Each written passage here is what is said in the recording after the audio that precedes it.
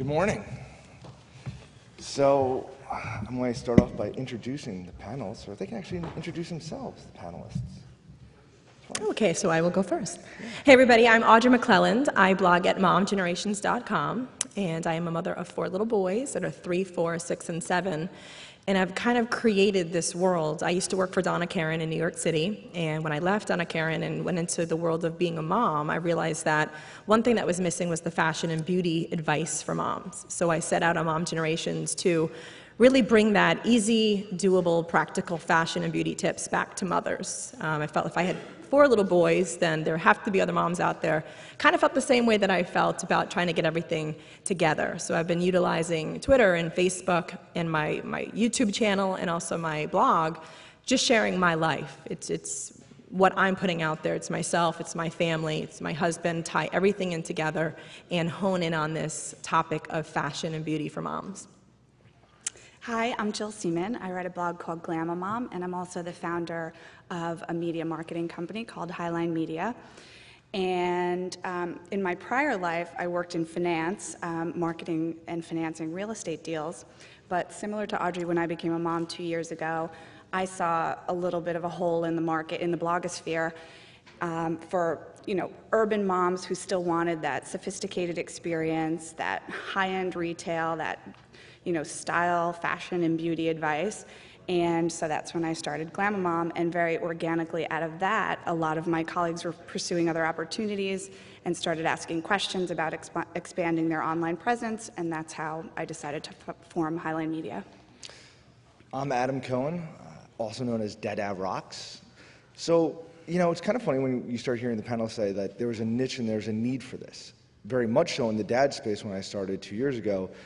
There was very few very positive influencing dad blogs, and that's what I tried to create, and little hiccups here and there, but still along the way is the personal stories I share is about the positiveness of being a dad and my involvement with my kids. So that's where I started from. I guess we should kick it right off into, what does your personal brand represent? Jill? Well, my personal brand represents myself and to some extent my family, because it is a personal lifestyle blog. And again, I think it represents that mom that is, engaged in motherhood and excited about it, but, is still looking for this, to stay up to date. So again, it's a personal lifestyle brand. In my personal brand, a lot of people will ask me, I'm very open with putting my children on my website. I mean, in all mediums of social media, my children are out there, not only their photos and videos, but I put their names. I feel like for me, my personal brand has been wrapped together with my family. It's not only Audrey McClelland, but it's Audrey McClelland and her family.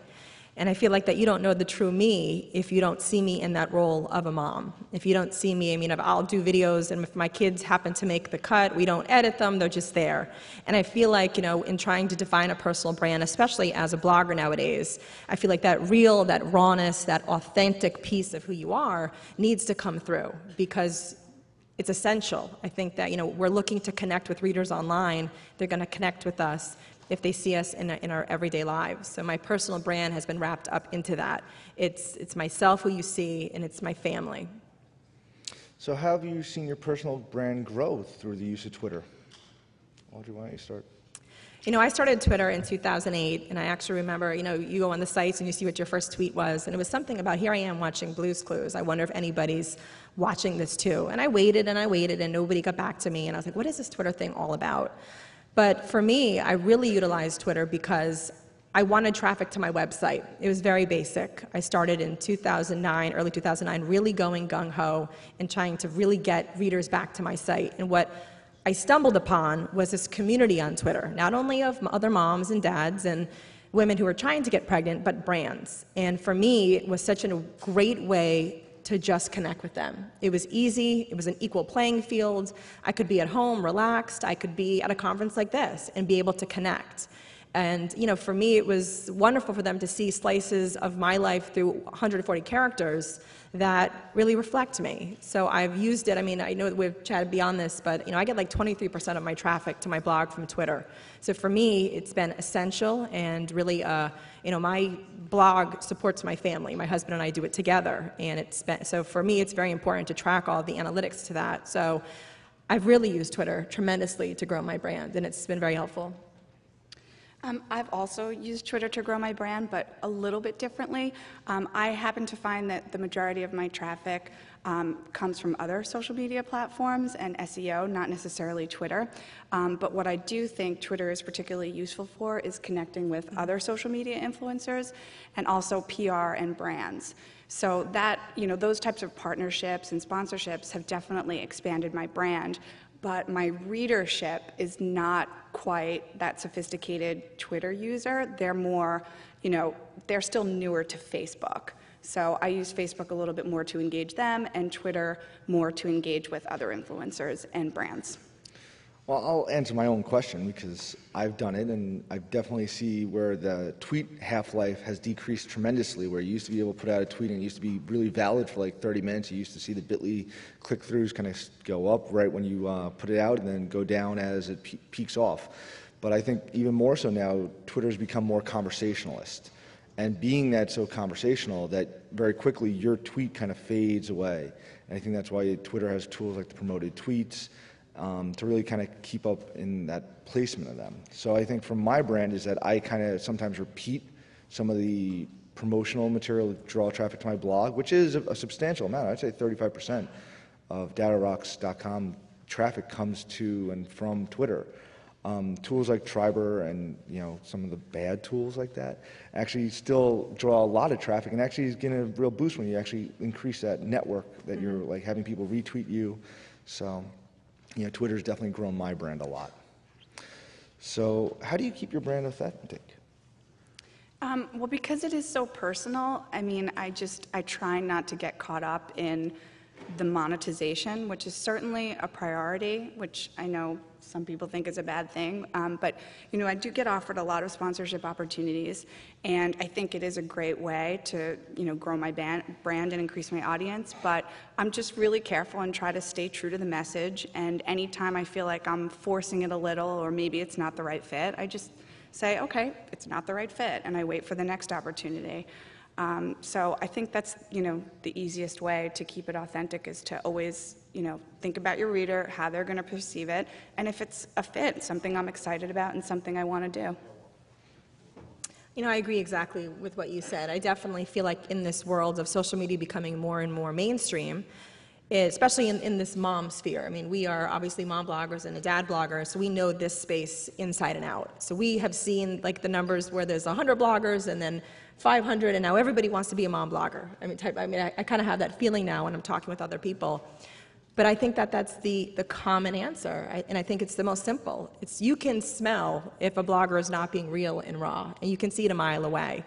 And I feel like, if you can translate over into the different social media mediums, from the Twitter to Facebook, YouTube, and your own blog posts that you're putting out there, a real sense of who you are. I always kind of call it like the litmus test. If my brothers who aren't on Twitter, aren't on Facebook, come into my life, they're going to know that whatever I blog about or tweet about is what I actually do in my life. And they're the ones that would call me out, like these people in my family. So, I think it just is all being very real and throwing it out there in a very honest sense. And just, the authentic piece of it is I feel like if you look at the bloggers who have really made a quote-unquote business and career out of it, that is a perfect example of parent bloggers being authentic, sharing a slice of their lives with the world, regardless of how much they choose to share, but having it be, you understand it. You walk away going, even if you aren't a parent yet, oh, okay, I get that. Or, if I ask my mom that question, I bet she'd be tired in the morning at 2 a.m. because, the child was up all night. It's that real piece of life. Can I just add one thing to that? I just wanted to say that I think the mom-dad experience is inherently authentic because, we have these families. It's not like we're putting them aside to go do these things that we're not interested in doing. We're opening up and showing you a piece of our lives. There are a lot of opportunities. We're going to choose the ones that we really like and that we're most excited about. My style posts are, I'm wearing this outfit because I'm doing something. I didn't just spend all afternoon putting makeup on and getting dressed and taking a picture. It has to be, my real life. Right. Because we only have a certain amount of time. So It just is inherently authentic, I think. I think, I agree with all those points. I think being an authentic parent blogger is really easy because there's commonalities. Absolutely. We've all changed the dirty diaper, and I will say that the best is always connecting on the dirty diaper post. Yeah. Or How the, fast can you do it? Can you Right. do it blindfolded? Yeah. how often in the middle of the night can you do it? Do you turn on the lights and wake everyone up, or can you do it, in the dark? So I definitely find that there's a lot of authentic connections between parents when we start talking about the commonalities. Yeah. The sleepless nights, how do you take, for me, it's always been like I try to encourage other dads to take care of their wives, their wives as much as I would take care of mine. Mm-hmm. And she would disagree with that, but that's kind of the point of marriage, right? Absolutely. So I think that one of the important things is having that conversation. I definitely would say that I definitely put things out there, like what gifts do I get my wife, and I definitely read both your blogs for that. So, it's always good to have a reference point. But then even to what you said, Adam, it's, and that's where a lot of people will say, well, how do you bring the brands into your world and make it authentic? Well, it's that piece of it. If you use a Pampers diaper, you say, my goodness, like I'm using Pampers diapers in the middle of the night. You're going to walk into my house and see a box of them. And I think that that's the big thing where a lot of people are questioning, well, how do we work with bloggers in these real ways, in very authentic ways? It's just reading our blogs and seeing what our daily lives are like. And I can guarantee you we've mentioned tons of brands that have been zero sponsored postings. It's just our lives we're sharing. Yeah, I think Apple's a great example of that. Apple doesn't do much in the social influencing space of giving out products, but yet every blogger will talk about Apple in the highest regard. So how has your use of social media impacted your family? Let me start with you. Oh gosh. My kids are now old enough. My oldest son is 7. So I have been asked the question, can you put down Twitter for a second and get me milk? I have been asked this question. He gets Twitter. It's funny, my sons at this point, I always say, what does mommy do? And they always say, well, she's on the computer a lot and she's on the phone a lot. They don't necessarily understand it so much, but their lives have been impacted so much by social media just through, the simple fact that their mom and dad run a blog. And I can guarantee you we're the only people in my son's schools who parents do that.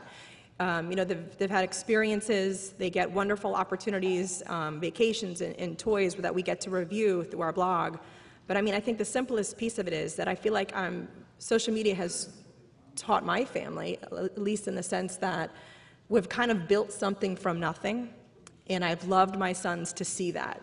And I love the fact that I get now to share almost an online diary with my sons someday. I'm almost tearing up when I say that, because with the 4th son, we don't even have a baby book. We got so crazy.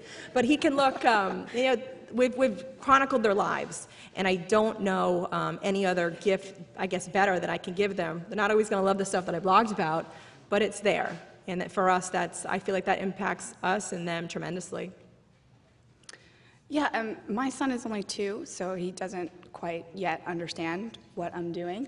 But because my blog is not my primary source of income, and I am working on other things during the day, I do spend a tremendous time at night and on the weekends trying to write blog posts and do research and take photos and things like that. So, my husband definitely notices that I have a lot more work outside of the typical work hours.